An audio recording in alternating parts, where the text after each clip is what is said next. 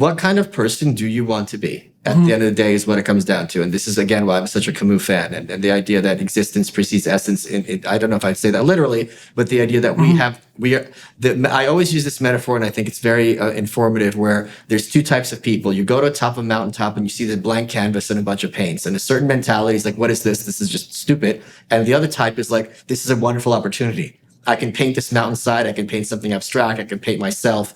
I can paint, just this blade of grass. And that is what life is like. That Camus' version of life being inherently meaningless is a great opportunity for any of us to be the kind of person, to a certain extent, that we want to be. Okay, and this is very, very exciting, because we're not really taught. I mean, you're taught in school that you can do anything you want, and that's kind of a lie. But in terms of you can be the kind of person you want to be morally, that everyone does have that capacity to be. And we're all going to make mistakes, and that's what restitution is for. Okay, so let me ask you why you conceptualize that as meaningless, and why it is that. Because it sounds to me like the meaning of what you mean by meaningless is something like the freedom to choose the direction. Yes, correct. Okay, yes. But you've already made it clear that you don't regard that.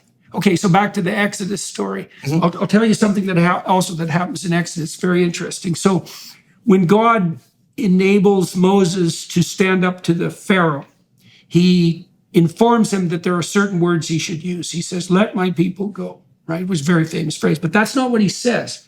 He says, "Let my people go so they may worship me in the wilderness." And that's very much relevant to this issue of subsidiarity, because what it posits is that there's a form of escape from tyranny that isn't, well, I would say anarchic hedonism. Let's try that out, right? Which is what happens when the golden calf gets worshipped, right? It's that everybody reverts to immediate gratification and everything descends into hell. It's an ordered freedom. And that's a vision of ordered freedom. That's the proper worship in the desert. And that's the alternative to tyranny and slavery. And that ordered freedom seems to me to be something like the service of the principle that allows for voluntary assent across the broadest possible range of circumstances, right? And that would be a very good... Is there a difference then in your argument for anarchism and the libertarian argument for a radically restricted government? Like, do they dovetail? Yeah, 6 months. Okay, so what do you mean? Meaning this minarchist delusion is completely incoherent. There's no such thing as a minimal government. And we've run this experiment. The Constitution was designed to create the smallest government possible, and ended up creating the largest government that's ever existed. Mm-hmm. So if you're talking about Plato versus Aristotle. So you think it's inevitable that the government just... I don't think so. That's what the data tells us. Yeah. So, one of the things that happens in the Old Testament... And by the way, before the ink on the Constitution was dry, people were going to jail for violating for free speech. So it didn't even last 5 years before the sedition laws were being passed. Well, maybe 10 years. In the Old Testament, the Israelites, once they escape from the Pharaoh, call out to God continually for a king. Yes. And God says, "No, you don't want a king." And the Israelites say, "Yeah, we really want a king." And God says, "No, you actually don't want a king. What you want to do is take responsibility for your own lives." And the Israelites go, "No, we want a king." Right? And so that's your point. Clean your room. Yeah, well, the thing, what I've realized more and more clearly too, is that part of the reason that and this is an ethical requirement, I would say, and this is part of why I was struggling with Rand's conceptualization, but is that every bit of responsibility that you don't pick up for yourself, tyrants will take and use against you. That's like 100. Yes. Yeah, right. So that's really the core problem with the utopian delusion, is that because you could just imagine, you can see, I've seen whiny TikTokers bitch about the fact that they have to go to work, and their complaint is, well, why doesn't the government, we're rich enough so I could be provided with a universal basic income.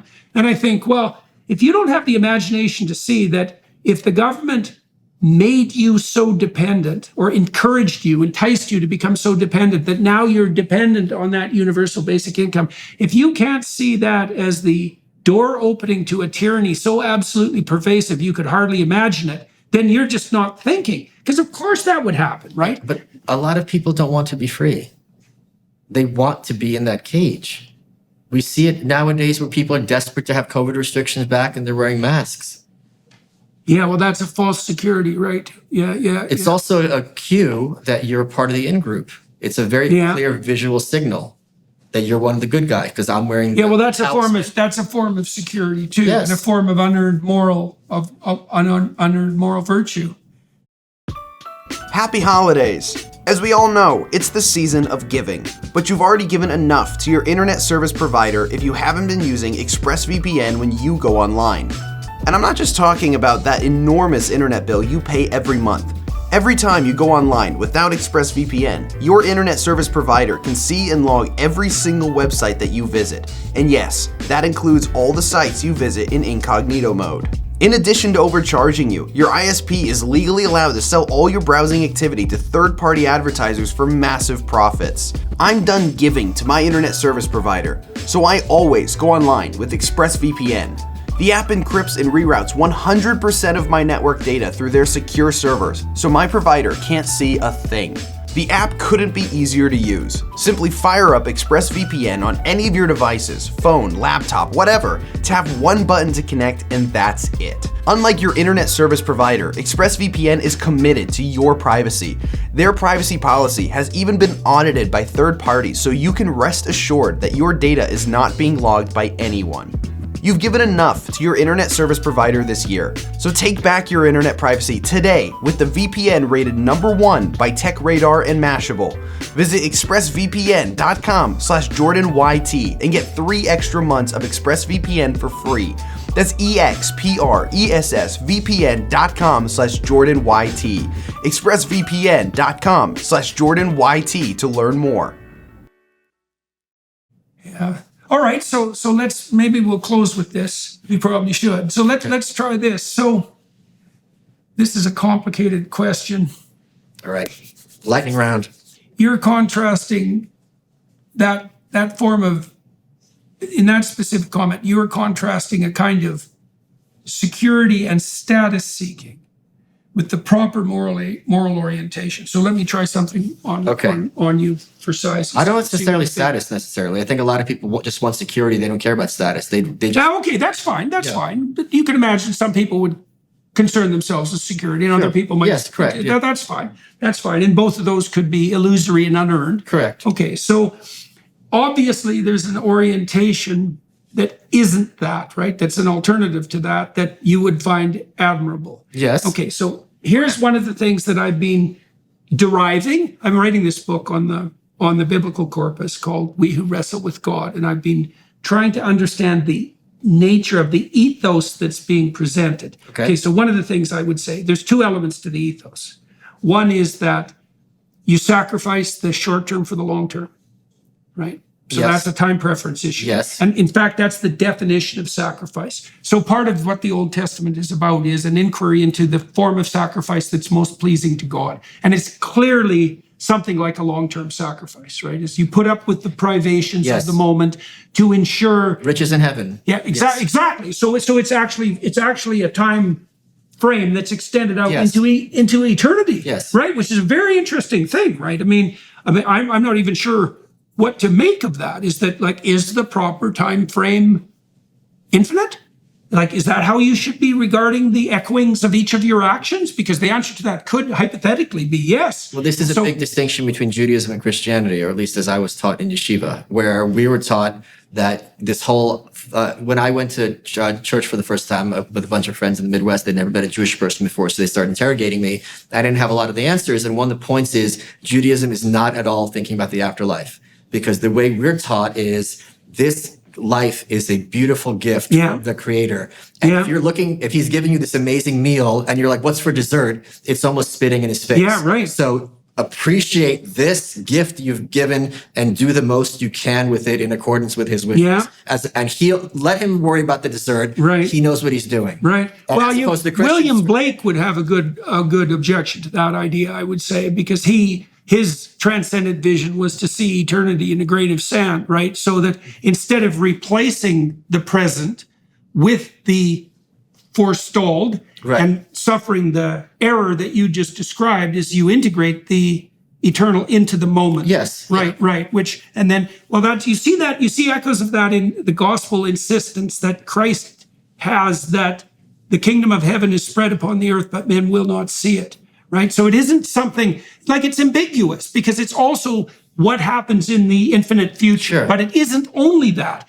It's what happens in the infinite future that's infused into the current Of course, state. there's very different kinds of Christianity and how they approach Right, it. right. Well, and it's a complicated problem because, one of the things we've talked about today is the notion of time frame and the fact that as you mature, and this is actually the definition of maturation, is that your time frame expands, right? So that you're trying to calculate the proper path across the broadest possible variety of iterations. But I just also feel very, very strongly that this life as we have it, no matter what your religious view, is not a dress rehearsal. Right. And don't take it lightly. And no matter what your faith is, God put you on this earth for a reason.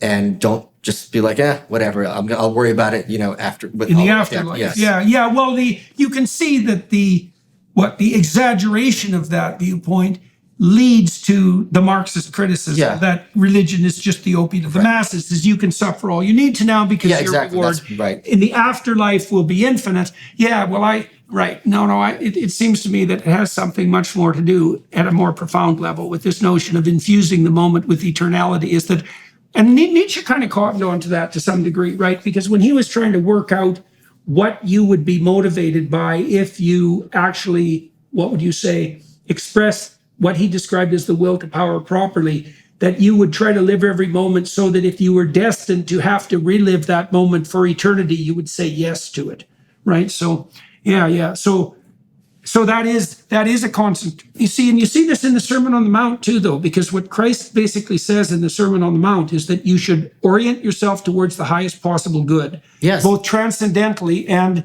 communally, but then you should concentrate intently on the moment.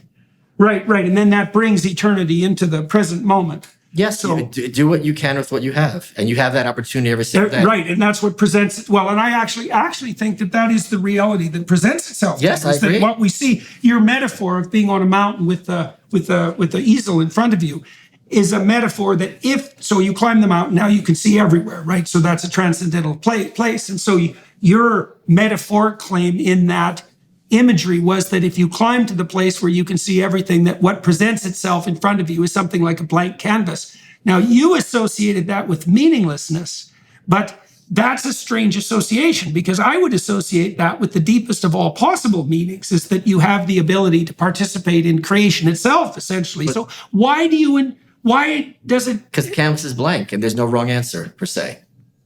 Well, there might be an answer that violates the principle of voluntary assent. Sure, and it might be that you're going to draw a painting that looks like complete garbage, right? But the point is, this is an opportunity, and this is an opportunity that's uniquely yours, and this is not something to take lightly. Okay, but still, why meaningless? This is Camus' word. Right. Right. He says life is inherently meaningless, meaning this idea that you have to live for the sake of society. Right. I see. So you see that as a rebellion against an arbitrary moral code, essentially. And that's one of his books is called The Rebel. So yes. Yeah. Okay. So that's right. All right. So I would see that as a variant of what the insistence that you should follow the spirit instead of the dogma. Yes. You don't substitute dogma for spirit. Correct. Perfect. Okay. Yes. Look, that's a good place to end, actually. And unfortunately, you never said the second thing. You said there were two things. Oh, yes. Okay. Oh, I'm sorry. Yes. Absolutely. Sorry. Absolutely. Okay. I should have trolled. Well, so the sacrifice there has, see, the question that emerges in the Old Testament corpus is, what's the nature of the optimized sacrifice?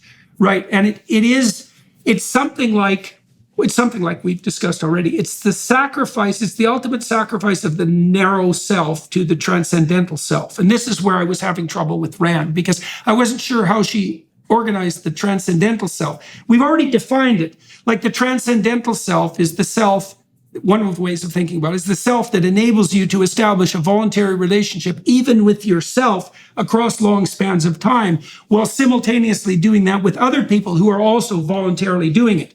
Right, there's a pattern there. And this is why the meaningless thing got me a bit, because if there's a pattern of voluntary assent that's optimal, which is what you're striving for in this anarchism, then that's not meaningless. It's just structured in a very complex and sophisticated way that can't be reduced to a simple dogma. Correct. Right. And also, in terms of being transcendental, we're still talking about her 40 years after she died. So her mission has been accomplished. Right. Reading her works and engaging. Right. Well, that's the thing about, if your work is infused with something approximating eternal truth, right, which means that it would highlight certain archetypal realities, those would be objective realities in her Yes. phraseology, then it's going to last because Yes. it's part of the tradition that lasts. And the tradition that lasts is a reflection of games that can be played iteratively Yes. and voluntarily. Yes. Okay. So that's even a better place to end. Okay, you are welcome. All right. So it turns out that we agree. That's very, very annoying. I love being annoying. It's my brand. All right, sir. Very good to talk to you.